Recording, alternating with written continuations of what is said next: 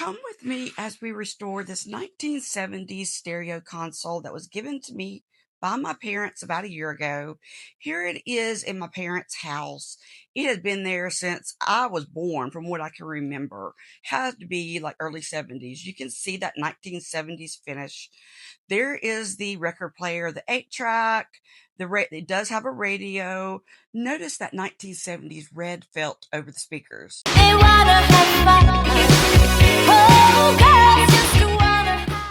First thing was removing everything. I had a friend come and help me dismantle and remove what had to be done.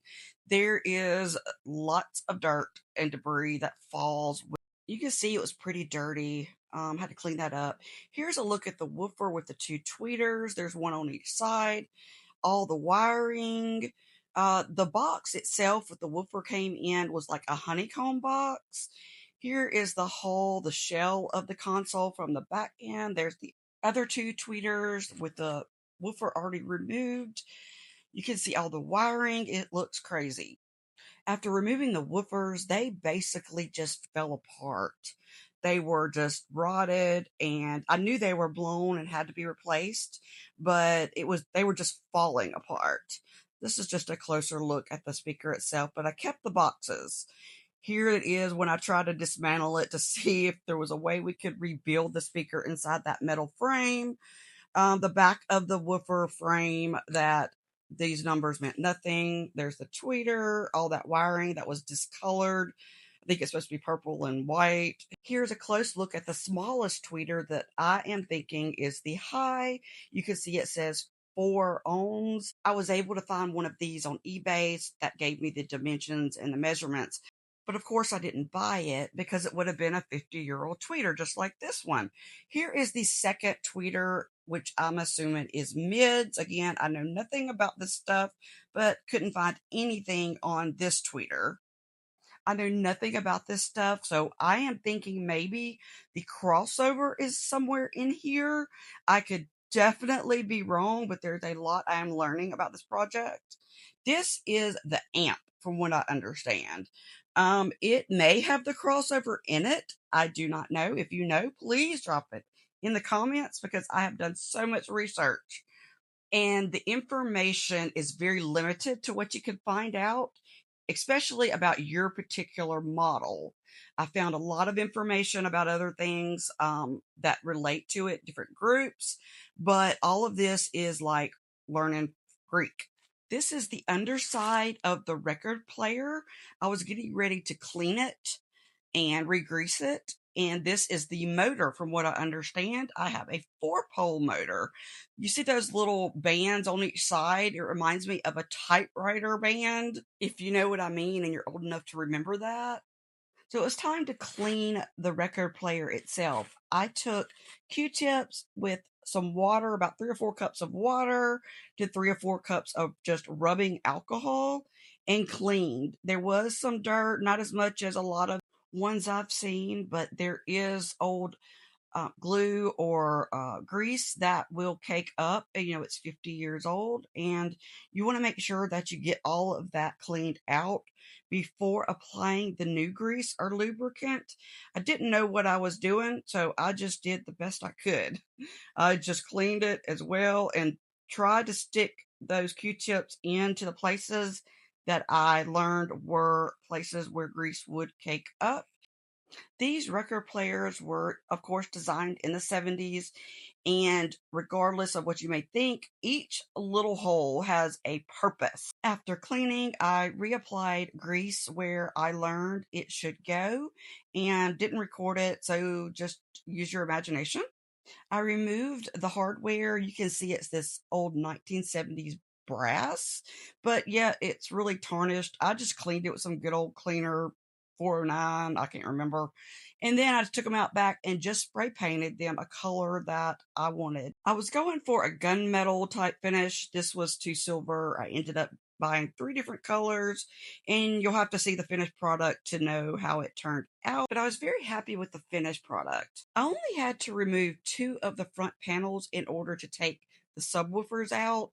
So I left them out and I decided just to spray paint them in the back while I was doing the hardware.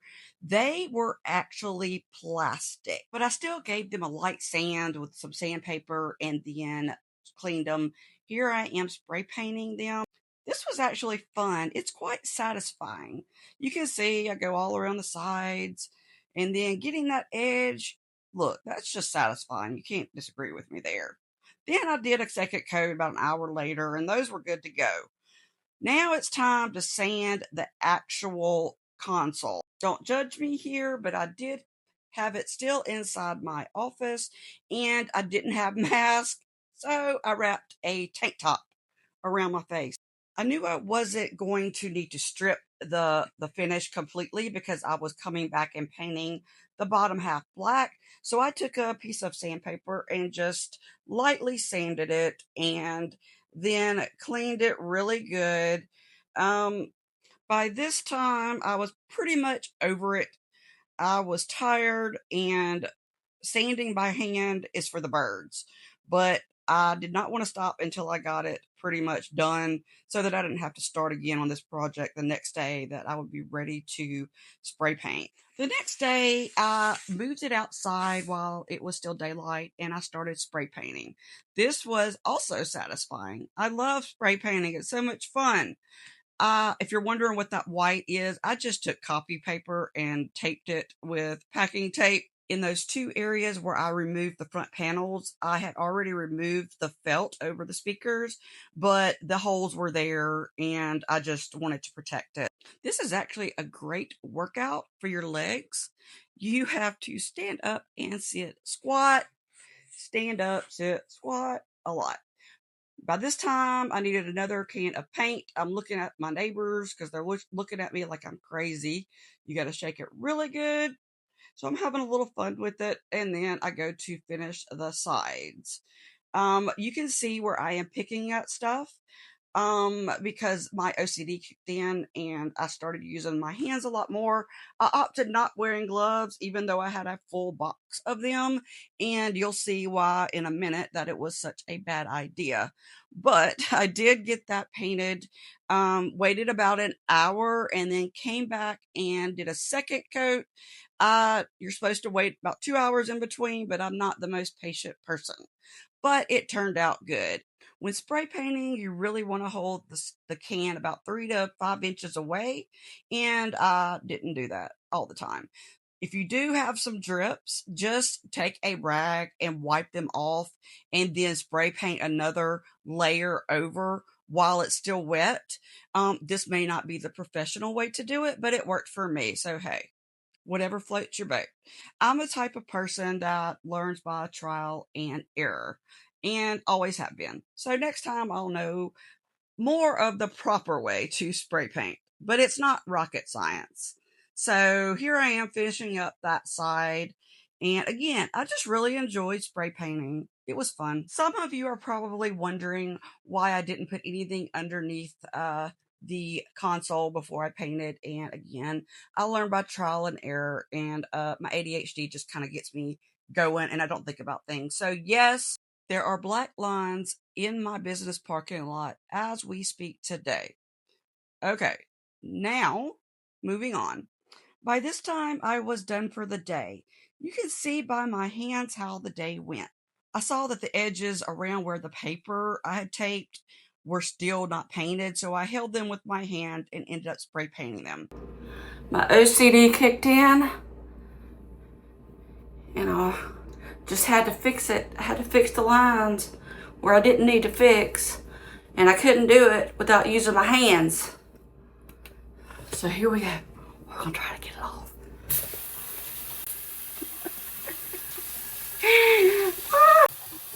This is what I'm working with. I've gotten it down to this. So the next day. Okay, this time I am wearing gloves, so I apply the gloves and have everything set up to pour the acetone. I purchased this from Lowe's. I saw it on YouTube. Somebody used this brand. It is $9.99 at Lowe's, just regular acetone. Poured it into a bowl and used brushes and a stripper tool that I also bought at Lowe's and applied it. You can apply it generously. It took me a little while to realize that acetone evaporates pretty quickly. So you're going to want to apply and then strip. So apply in smaller sections and then strip. But once you do this, it pretty much comes off. You will have to go over some areas. Depending on how porous the wood is, it holds on to that stain a little more. If you don't strip it in time, that tarnish or varnish will go back into those pores, and you'll just have to start over again. So I'm getting it pretty much taken care of. I did have to go back over it a couple of different times to get it all, but oddly enough, this is satisfying too. For a little while, then it gets pretty tiring. I just used paper towels and some rags that I bought at Lowe's to wipe off what you have scraped off. So it looks pretty gross, looks like this. Yeah. Then I used this to clean off the surface. Just sprayed it on there good, wiped it off with a paper towel, just making sure that you get all the residue or gunk off that you've scraped up. Just a good way to clean the surface really good. The next morning, I started to sand. Think I still have on the same shirt that I wore the night before. I don't doubt it. I'd never sanded anything before. I purchased this off Amazon and really didn't read the instructions. So I'm swiping. I don't know if that is the proper way. I don't know, but I just did what I thought was working. I knew I had to strip it to the natural wood because I was going to stain the top with another natural wood color. So this took a lot of time. And I can tell you that this was not satisfying. After sanding, I cleaned it really good and moved it inside.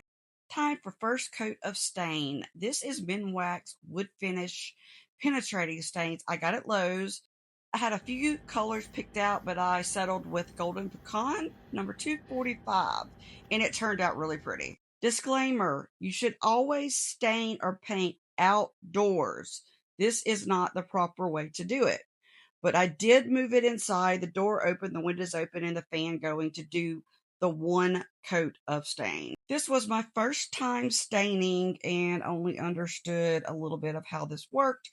It's pretty explanatory in itself. You just paint it on and then wipe it off. What I didn't do is leave it for several minutes. I immediately wiped it off, and I learned later you're supposed to leave it for 5 to 10, 15, 30 minutes, who knows, before wiping it off. But lesson learned.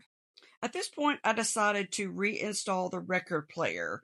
This is me taking pictures of myself and those little sockets on the back, trying to line up where they go in because they do not insert very easily. Stay tuned for part 2.